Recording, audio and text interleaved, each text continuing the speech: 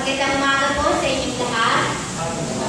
Isang maligayang araw po ng Sabat. At kahit po maulan, sarap matulog, ano po. Pero nagpapasalamat po tayo sa Banal na Espiritu dahil tayo ay inisip niya upang tayo ay makadalaw sa ating Sabbath School. Kanina po pagdating ko dito, nauna pa yung ating mga bisita. At ako po ay natutuwa kasi ang dami. Welcome din po yung mga kapatid ni Ate Kuya Roque at Ate Letty, yung mga baligaya. Tayo po lahat ay welcome sa ating Sabbath School. Ngayon po ay December 5, ang unang Sabado sa buwan ng December. At personally mga kapatid, pagka ganito mga panahon, talaga po ako ay nakakaramdam ng, di ba ang saya, kasi malapit na yung Christmas, kahit hindi tayo naniniwala na kapanganakan ng ating Panginoon Yesus ay December 25. Pero masaya yung feeling. Ano po? Ngayon po umaga, ang nais kong dalhin sa inyo na topic ay may pamagat na if you say Him. Kung ating nahanapin ang ating Panginoon. Ang sabi po doon sa Tagalog Chronica, chapter 15, verse 2, ang sabi po doon ay, at siya ay lumabas upang salubungin si Asa. At kanyang sinabi, pakinggan niyo ako, Asa, buong Huda at Benjamin. Ang Panginoon ay nasa inyong panig, samantalang kayo ay nasa panig niya. Kung siya ay inyong hahanapin, siya ay inyong matatagpuan, ngunit kung siya ay inyong tatalikuran, kanya kayong tatalikuran. Mga kapatid, malaking bagay po ang nagaganap sa ating buhay kapag tayo ay tumutugon sa panawagan ng ating Panginoon. Kung siya ay hahanapin natin ang buong puso, siya ay ating matatagpuan. The Lord wants to have a fellowship with us, but He will not force us to have a relationship with Him. Dapat po natin na pagkinakalyan ang panawagan ng Diyos. Kasi siya ay palaging nandiyan upang tayo ay tulungan, upang tayo ay subaybayan, ibigay lahat ang ating pangangailangan sa araw-araw. Kung patuloy po tayong lalayo sa Kanya, magiging napakalungkot naman po. Dahil baka dumating ang panahon na kung tayo naman ang mangailangan sa Kanya, tayo naman ay mabigo. Ang sabi po doon sa Isaiah, chapter 59, verse 1, narito ang kamay ng Panginoon na hindi maiksi upang hindi makapagligtas. Ni ang kanyang pangdilig ay hindi mahina upang tayo ay kanyang marinig.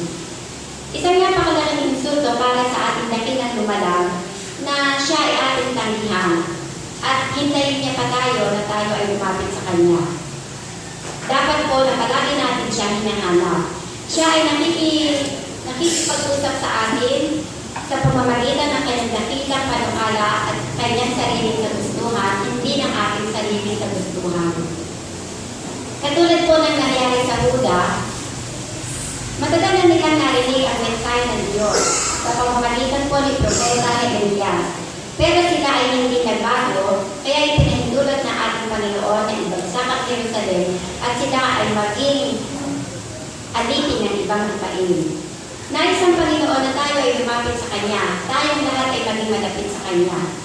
At gagawin niya ito ng naging personal kung ito ang ating gusto.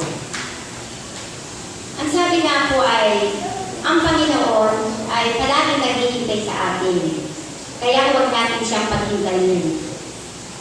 At huwag tayong pumasok sa panibagong araw na hindi tayo sigurado na siya ay ating kasama. At kung siya ay ating hahanapin ang buong puso, ating pong masusumpungan ang kanyang mga pangako na mababasa natin sa Mateo chapter 7 verse 7 na ang sabi po doon, humanap kayo at kayo ay makakasumpong, humingi kayo at kayo ay bibigyan, tumugtog kayo at kayo ay pagbubukan. Yan po ang aking dalangin ng kapatid sa umagang ito. Ang ating pong mga worship leaders ay nagmula po sa Adventist Medical Center, Manila. Ang namuna po sa ating panalangin ay si Brother Renen de los Reyes. Susundan po ito ng special song. Bibigay po ng The Medical Records. Ang mission story po ay ilahatid sa atin ni Sister Charity Light D. Galupon, si Brother Pat Paul S. Vasquez, at si Brother Emerson Cornea.